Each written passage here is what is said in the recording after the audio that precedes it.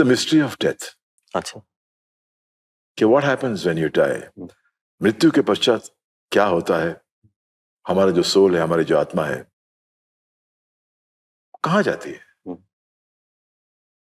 देखिए, जैसे ना आप ये बातचीत जैसे हमारी चल रही है, जी या जब आप शूटिंग पे भी जाते हो, काम भी करते हो, सब होने के बाद थक हार कर आप कहाँ जाते हो?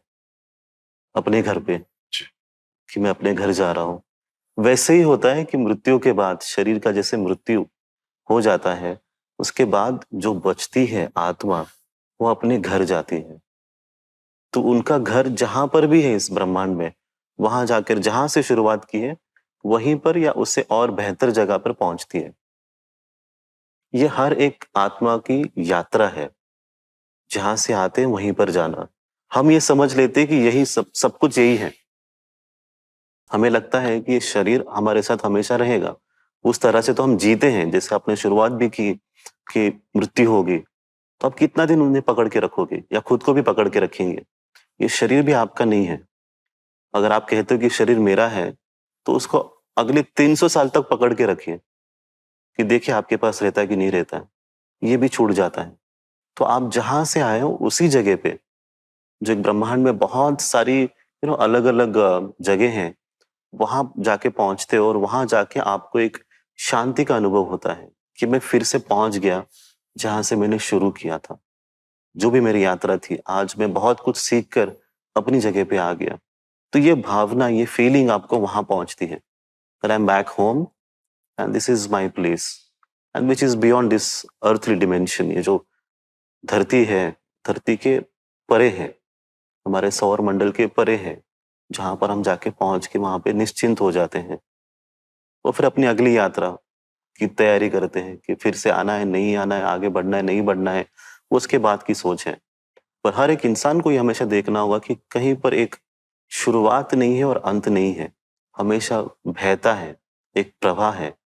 तो आप भी बह के अपनी जगह पे ही जाने वाले। वही आपका स्थान है। हुँ, एक चीज और हुँ, रहती है कि ये फैक्ट है जो आप कह रहे हैं, हुँ, हुँ, एक्सेप्टेंस हुँ, चाहे कितनी बार भी सुन ले समझ में नहीं आता, फिर भी एक मौत का जो भय है वो तो रहता ही है, हाँ, हाँ। डर तो रहता ही। मौत का जो भय है ना, जैसे आप कह रहे हो, वो शरीर को है। जब तक आप शरीर को सत्य मान के चलेंगे, तब तक वो भय भी चलेगा। तो आप शरीर को मान रहे हो, तो भय का स्वीकार करो कि मैं डरूँगा। जब आप इस शरीर के परे जाते हो, अपने आप ही भय निकल जाएगा। तो आपको अभी यहाँ पर निर्णय लेना है कि आप क्या चाहते हो? शरीर के साथ चलना चाह रहे हो या सत्य के साथ चलना चाह रहे हो, जो शरीर के परे है। तो जैसे आप सोचेंगे उसी प्रकार का अनुभव आपके पास पहुंचेगा। जैसे बाहर बारिश हो रही है तो आप बाहर जा रहे हो, तो छाते के साथ जाना है कि भीग के जाना है? छाता नहीं लिया तो आपको स्वीकार करना पड़ेगा, मैं भीगूंगा और मुझे सर्दी होगी। ये है। और ज्ञान सत्य मतलब छाता मिला, मैं बारिश में जा रहा हूँ और मैं भीगने वाला नहीं हूँ। ऐसे ही है, शरीर को सत्य मान लिया आपने तो भय आएगा, शरीर के आगे गए तो भय चला जाएगा। ये प्रैक्टिकल अंडरस्टैंडिंग है। ये भी एक सत्य है कि आप कैसे चलना चाह रहे हो, उसी प्रकार की आपकी स्थिति बनती है मतलब ये आप पर निर्भर करता है कि आप आप पे। किस तरह अपनी जिंदगी हाँ, जीना चाहते हाँ, हैं। जैसे आपकी अवस्था है, आप अभी क्या सोच रहे हो अपने मन के अंदर, ये पूरी तरह निर्भर करता है कि आपने अब तक क्या पाया, उसमें से क्या निचोड़ा और सीखा और आप क्या बने, उसी तरह से आप व्यवहार करेंगे। जितने पिछले 50, 60, 70 साल जो-जो आपने अनुभव किया है, आपकी बातों से छलकता है और वो दिख जाता है कि क्या अनुभव मैंने अपनी ज़िंदगी में पाया। मैं कैसा हूँ, मैं क्या दिशा के साथ चल रहा हूँ, आगे क्या करूँगा, वो सब कुछ उस 5 मिनट में ही दिख जाता है कि मेरे मन के अंदर क्या-क्या आज है। तो जैसे आप रिस्पॉन्स करते हो, जैसे आप प्रतिसाद देते हो किसी भी चीज़ को, वो आपकी अवस्था के ऊपर निर्भरित करता है। तो आपके प्रतिसाद से पता चल जाता है, अच्छा तो मेरी अवस्था ये है। अचानक से ज़ोर से बड़ा आवाज़ हो गया, सब भाग गए, सब डरे हुए हैं और कोई है जो भागा नहीं, वो बैठा है। वो पहले देखता है कि क्या हुआ। पहले सोचेगा अच्छा क्या हो रहा है, तो ये उनकी अवस्था है और वो तुरंत नहीं आती है। तो आपको उसके लिए थोड़ा समय देना पड़ता है कि ये क्या अवस्था है, कोई भाग रहा है, कोई शांत बैठा है। इससे भी मृत्यु हुई है बहुत जगह पे, दुखमय वातावरण है, मानता हूं।